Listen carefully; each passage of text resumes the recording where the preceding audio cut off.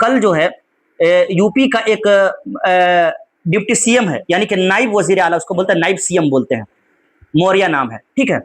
तो उसने जो है वो क्या किया, कहा कि मदरसे जो है आतंकवाद के फैक्ट्री हैं, वो इस तरीके से उसने बयान दिया। और उसने ये कहा कि जितने भी मदरसे हैं उसको बंद कर देना चाहिए, और ये मदरसे में जो है आतंकवाद की पढ़ाई पढ़ाई जाती है।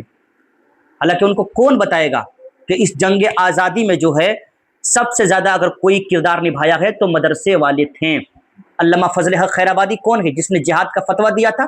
ये मदरसे के पढ़े हुए थे, आलिम दीन थे। सैयद किफ़ायत अली काफ़ी कौन थे? ये मदरसे के पढ़े हुए थे। मौलाना अबुल कलाम आज़ाद कौन थे? ये मदरसे के पढ़े हुए थे। मौलाना हसरत मुहानी कौन थे? ये मदरसे के पढ़े हुए थे। और तकरीबन 55,000 से ज़ायद जंग आज़ादी में उलमाओं ने अपनी कुर्बानी पेश की है। तो क्या सब को सब आतंकवादी हैं? क्या सब के सब दहशतगर्द हैं? अगर मदरसे ना होते तो आज हम जो आज़ाद हिंदुस्तान में सांसें ले रहे हैं वो नहीं हो पाता। आज भी तन के गोरे और मन के कालों की जो है यहाँ पे हुकूमत होती।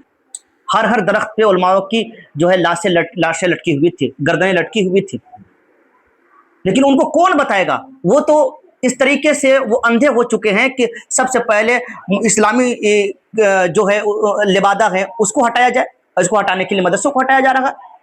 अभी जो है कल ही की खबर कि यूपी में आलिम और फाजिल जानते हैं आप लोग हैं, उसकी डिग्री को जो है रद्द कर दिया। कहा कि अब यहाँ पे आलिम और फाजिल के जो इम्तहान भी नहीं होंगे, उसकी डिग्रियां भी रद्द की जा रही है। और फरमाया कि जिन जिन डिग्रियों से जिन लोगों ने नौकरियां ली हैं उस सबकी डिग्री रद्द की जाएगी, सबकी नौकरी खत्म की जाएगी।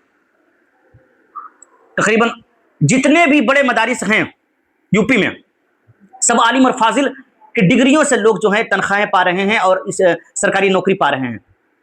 अब अभी तक सरकारी नौकरी में वो लोग हैं मौजूद, चाहे जामिया अशरफिया हो, जामिया अमजदिया हो, चाहे अलीमिया हो, जितने भी मदरसे बड़े हैं यूपी में, आप जानते हैं ना, वहां पे सारे असातिज़ा की नौकरी किस पे? आलिम और फाजिल की। और जब इसी की डिग्री को रद्द कर दिया है तो जाहिर सी बात है कि जब इस डिग्री का वैल्यू नहीं है तो आप किस डिग्री पर जो है नौकरी कर रहे हैं?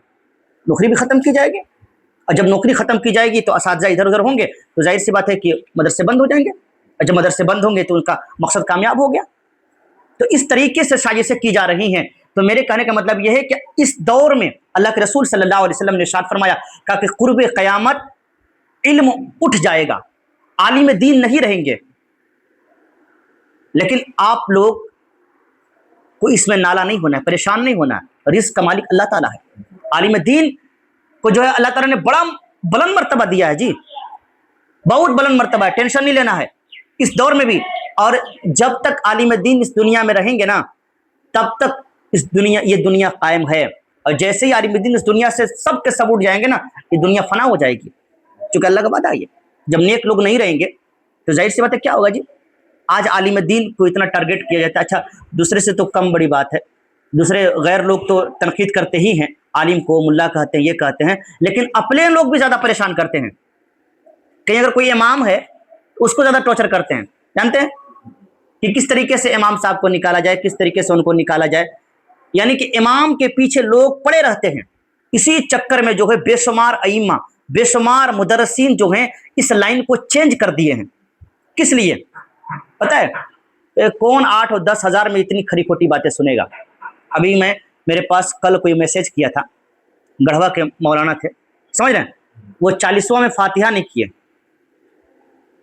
40वां में चौक पे फातिहा नहीं किए, तो उन लोगों ने वहां से निकाल दिया, बड़ी लान तान की, बहुत ज्यादा परेशान किया।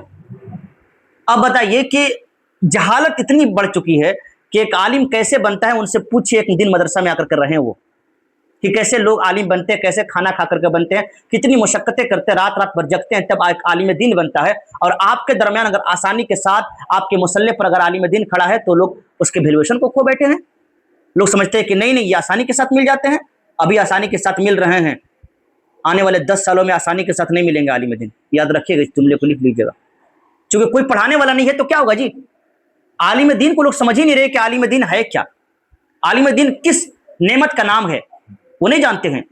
50 साल 100 साल पहले देखिए कि आलिम दीन नहीं था तो कैसे लोग अपनी ज़िंदगी गुजारते थे। कोई बंदा निकाह पढ़ाने वाला नहीं था, कोई जनाजा पढ़ाने वाला नहीं था, लोग छुरी पे दम करा करके साल भर तक उसी छुरी से ज़िबह किया करते थे अपने जानवर को। वो दिन भूल गए लोग, वो पलट करके फिर आने वाला है। عالم دین ہے تو قدر کیجیے، اماموں کی قدر کیجیے، مدرسین کی قدر کیجیے، تمام لوگوں کی قدر کیجیے. سمجھ رہے کہ نہیں؟ ہاں، مطلب یہ کہ اگر یہاں تک کہ فرمایا گیا ہے، اللہ کے رسول صلی اللہ علیہ وسلم نے ارشاد فرمایا، کہا کہ عالم دین بنو. آج جو لوگ تنقید کرتے ہیں نا، ان سے ایک بات عرض کر دیجیے گا کہ اللہ کے رسول نے کیا فرمایا. کہا کہ عالم دین بنو. کہا کہ اگر عالم دین نہیں بن سکتے ہو تو کہا کہ طالب علم بن جاؤ، طالب علم بن جاؤ. کہا کہ اگر طالب علم بھی نہیں بن سکے تو کہا کہ عالم دین کی سننے والا بن جاؤ. کہا کہ اگر عالم دین کی سننے والا بھی نہیں بن سکے تو کہا کہ کم سے کم عالم دین سے محبت کرنے والا بن جاؤ. اتنا تو کرو کہ عالم دین سے محبت کرو. فرمایا کہ پانچواں نہ بننا. کہا کہ عالم دین سے بغض رکھنے والا نہ بننا، نفرت کرنے والا نہ بننا. کہا کہ ورنہ تم ہلاک و برباد ہو جاؤ گے. آج ہمارا حال یہی ہے، نہ ہم عالم دین بنتے ہیں نہ اپنے بیٹوں کو بناتے ہیں، نہ طالب علم بنتے ہیں نہ اپنے بیٹوں کو بناتے ہیں، نہ ہم عالم دین کی سنتے بھی نہیں ہیں، عالم دین سے محبت بھی نہیں کرتے ہیں. ایک کام بڑے ہم دریغ کے ساتھ کرتے ہیں، وہ کام کیا ہے؟ عالم دین سے نفرت کرتے ہیں بغیر کسی وجہ کے. ہر مسجد میں آپ کو مل جائیں گے ایسے لوگ جی، جو عالم دین کے پیچھے پڑے رہیں گے، امام کے پیچھے پڑے رہیں گے بغیر کسی مقصد کے. کہاں جا رہے ہیں امام صاحب، کیا کر رہے ہیں امام صاحب، کیا کھائیں امام صاحب، کب کپڑا پہنے تھے امام صاحب، سب کی نظر رہتی ہے، اپنے بیٹوں پر نظر نہیں رہے گی. بیٹا کب کا آ رہا ہے گھر، اگر اتنی پہلی نظر ہوتی نا تو اس کا بیٹا شرابی کبابی نہ بنتا.